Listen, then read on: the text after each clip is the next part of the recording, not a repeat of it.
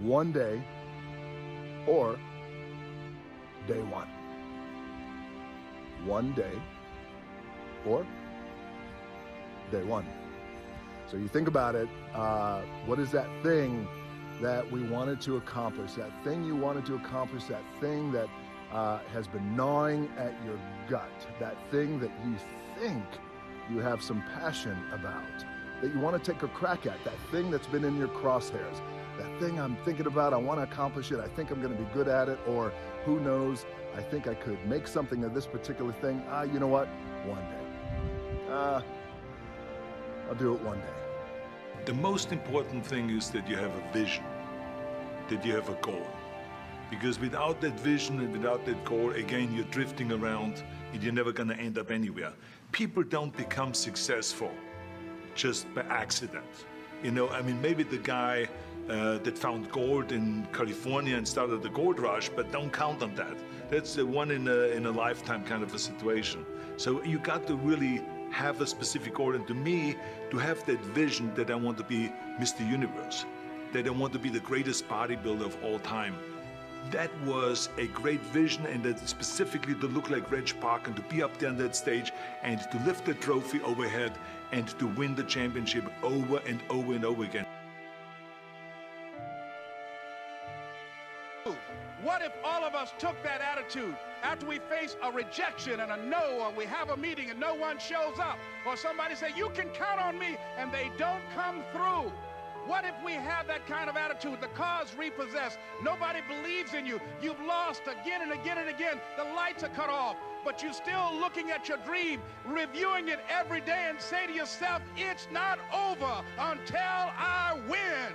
To become famous, the desire to succeed will never be as powerful as having the guts to fail. And I love that, because I look back at my own life and around every corner, and still today, look, I'm a fucking Tyrannosaurus Rex. I'm 58,000 years old.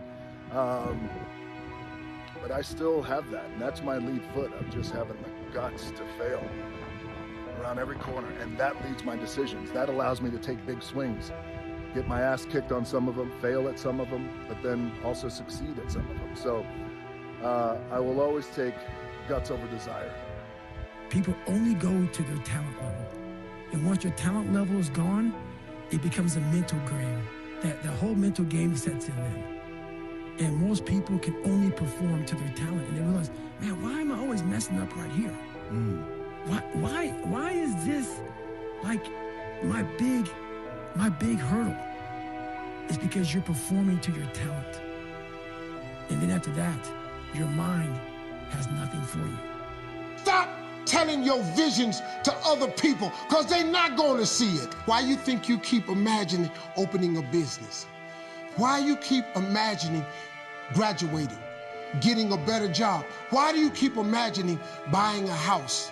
Why do you keep imagining getting rich one day? Why do you keep imagining that? Because God is talking to you. He's showing you something that he has for you.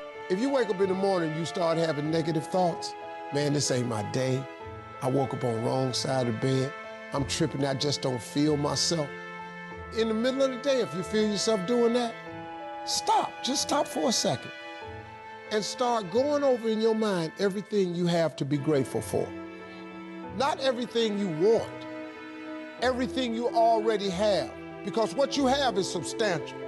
You just haven't gone over the list and taken inventory in a long time. But the fact that you can walk, that's a blessing.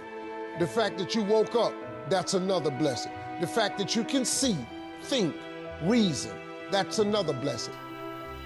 The first rule of success is to have a vision.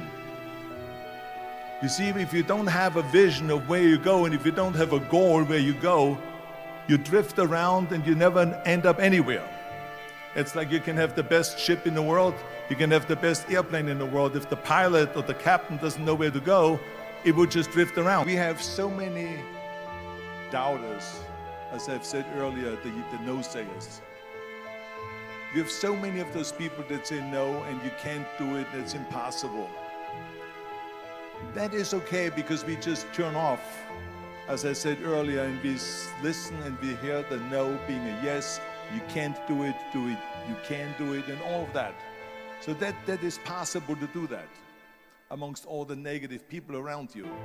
But when you start doubting yourself, that's very dangerous. Because now what you're basically saying is that if my plan doesn't work,